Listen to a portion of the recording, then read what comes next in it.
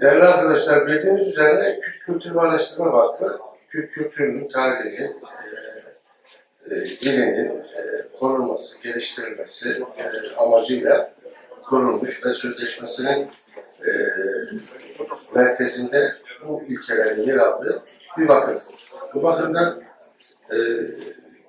vakıf sözleşmesinde bu ülkeler yer aldığı için de yerel yönetimlerin ve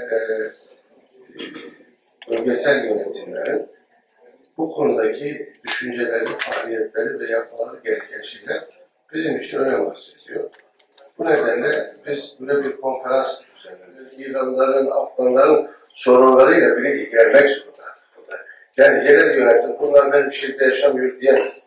Bunların kültürlerini, dillerini, inançlarını yaşamaları için, özgürce yaşamaları için geniş olanaklar yaratmak zorunda.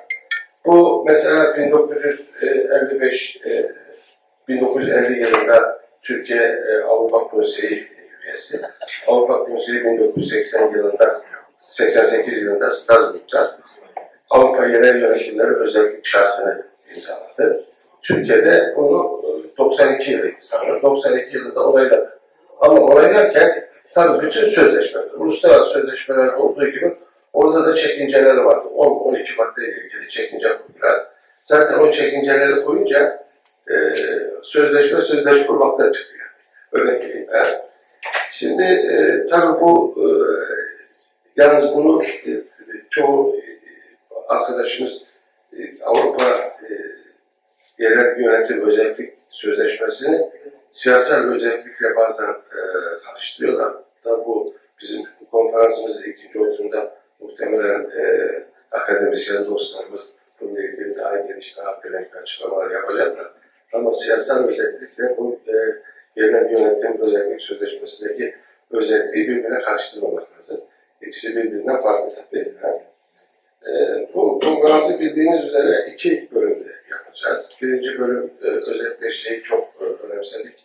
Yani dünyadaki bunun uygulaması nasıl, işte İsviçre'de, İsveç'te, Almanya'da, Güney Kürdistan'da özellikle 2005 Anayasası'yla birlikte bölgesel kültür yönetimi bölgesinde de çok ciddi azınlık hakları ile ilgili ciddi gelişmeler var. Önemli demokratik atılımlar var. Hem o anlamda da Güney'den de birinin katılmasını özellikle rica ettik. Onlar da geldiler, sağ olsunlar. Birinci bölümde bu konudaki deneyimleri ve ülkelerdeki gelişmeleri konuşacağız.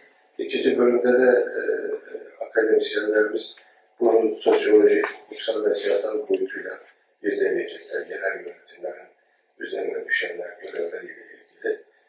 Bir katılımcımız, bu birinci bölümdeki katılımcılarımızdan birisi Cafer Setrek hasta olduğu için İsviçre'de gelecekti. Maalesef gelemedi.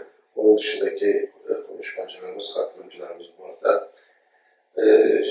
Şimdiden ben katılan, toplantıya gelen tüm arkadaşlarıma kendi adıma ve vakıf yönetim adına teşekkür ediyorum.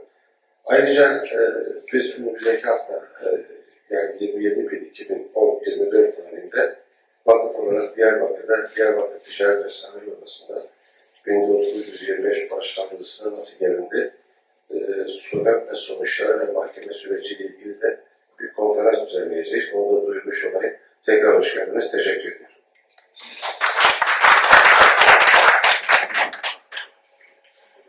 Hoş geldiniz. Türkav'ın seri konferanslardan bir tanesindeyiz şu anda. Konumuzla ilgili misafirlerimiz, Sayın Başkanımız Baykara size izah etti zaten. Ben çok fazla zamanınızı almayacağım.